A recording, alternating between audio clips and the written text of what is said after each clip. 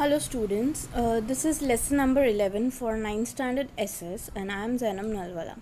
We'll be discussing the judiciary system of Indian government in this chapter. Already we have discussed the legislature and the executive part and now about the independent, statutory and impartial organ of the government, that is the Indian judiciary system. There is a pyramid hierarchy where the Supreme Court is at the top, then comes the High Court, then District Taluka Court, then Trial and Special Court. Importance of this judiciary is so much more because it is made by the Constitution itself to see that there is no flaw or delay and the citizen gets quick, cheap and equal justice. So in the presence of allied legislature and executive, they are also able to work in a limitation, and its impartial, independent and fearless judiciary has shown the judicial inactiveness. First, Supreme Court. So Supreme Court is at the top, and here one Chief Justice and 28 additional judges are working. The Chief Justice is appointed by the President of the India, and the number of judges in the Supreme Court is decided by the Parliament.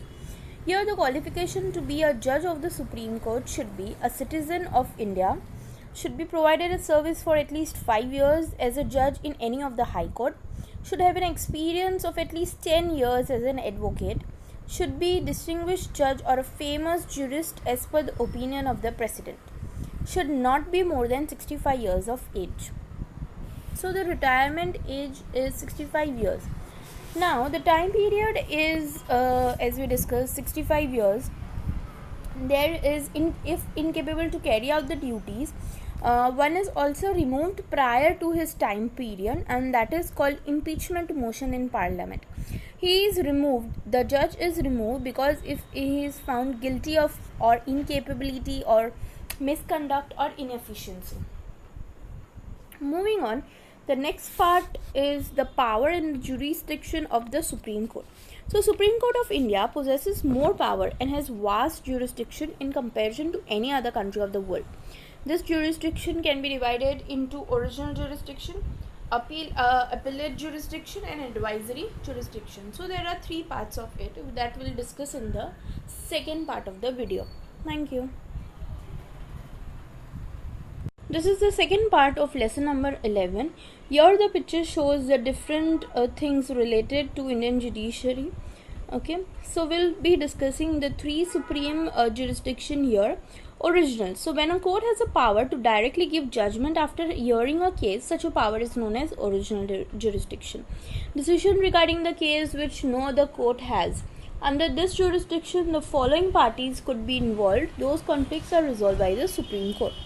It has a power to settle the dispute between the government and any of the state. It has a power to resolve difference of opinions, fights and conflicts between the government. Then it has complete power to give judgment regarding fights and quarrels between state and state. The Supreme Court has the right to give judgment concerning any set of union government or constitutionality. It has the power to protect and preserve the fundamental rights of the citizen. Moreover, it is empowered to issue the habeas corpus mandamus or order of prohibition. So this a separate water tribunal gives judgment. The judgment of the Supreme Court is final and it cannot be challenged anywhere. They have to be respected by everybody. Next is appellate jurisdiction. Now in this, there are 3 situations where the cases of the constitutional interpretation. Second, appeal against the civil cases. Third, appeal against the criminal cases. So here any person can approach the Supreme Court against judgment, and if any such certification is not given by the High Court, it is the petitioner approaches the Supreme Court, and then in such circumstances, if the Supreme Court finds that any constitutional right is violated, then it can accept the petitioner's appeal. So here only under the following reasons a false judgment is issued by the High Court, that we'll discuss in the part 3.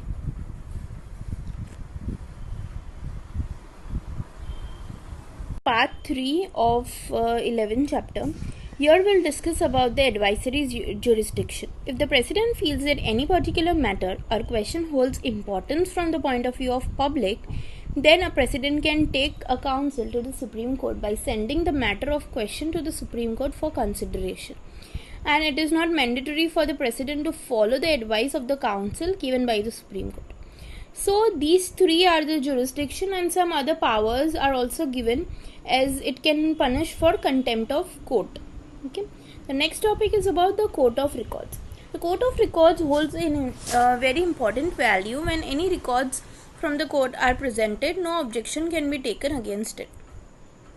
The next part is about the High Court. So it is one of the key positions in the continuous hierarchy. Then comes the Supreme Court, are considered as a permanent documents, and all are bound to accept it. So High Court is at the top at the state level. High Court of the state Punjab, Haryana, Chandigarh, similarly under the jurisdiction of High Court of Assam, falls under the states of Manipur, Meghalaya, Nagaland, Tripura, Mizoram and Arunachal Pradesh. So here the qualification for its judge is to be a citizen of India for a minimum period of 10 years. He should have served as on a judicial post in the lower court of the Indian states. He must be 62 years or below. He should be distinguished jurist, constitutional expert for famous lawmaker as per the opinion of the president. The judge of the High Court has to take an oath of secrecy in the front of the governor of the state, a person appointed by the governor, and sign the corresponding pledge. The next is about the jurisdiction of the High Court. Again, there are three jurisdictions: the original, appellate and administrative jurisdiction, just as it was in the Supreme Court. The next part is about the subordinate courts. So, under the guidance and supervision of the High Court, any state there are district and taluka courts, fast track court, pota courts, tribunals, certain special courts. Each state is divided into an administrative unit called district, consisting of a civil court, criminal court and revenue court. That we will discuss in the next part. Thank you. So this is the last part of the 11th chapter, where we will discuss the district judge and its qualification. So a person being appointed as a district judge should be a citizen of India, should possess a practice as an advocate for the last 7 years, an officer in the judiciary of either the state or the central government too is eligible to appoint as the judge of the district court. So the judge who handles the civil suits is called a district judge, and the judge who handles the criminal case is called a session judge. The district court hears the petitions challenging the judgments of the lower courts under it. All the civil suits of a rupee 1 lakh or more, either by the government or against the government, are carried out in the district civil courts.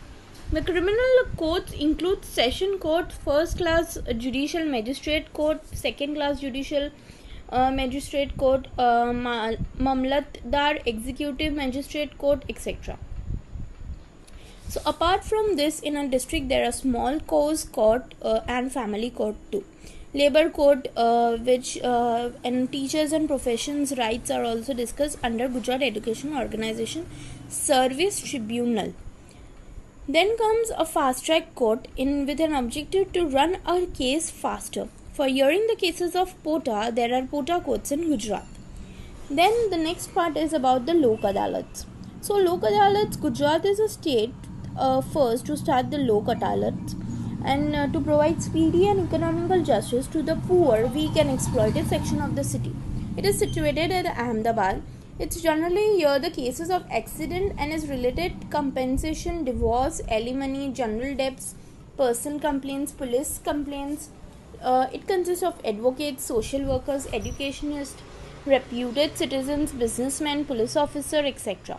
So more pending cases are solved. All the judgments of the Lok Sabha are backed by the law. Therefore, the Lok Adalats have become a center of attraction. The last part is about the importance of this judiciary. At present, 3.5 crore pending cases are in our judiciary. The Indian Constitution has given the judiciary an independent, impartial and uniform place. The cases of public welfare, question of public welfare and important problems pertaining to public welfare can be written on a simple postcard or an ordinary letter to the Supreme Court. This had proved the vigilance of the judiciary in the public.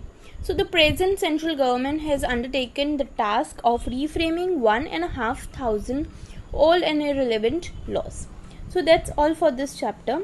Thank you.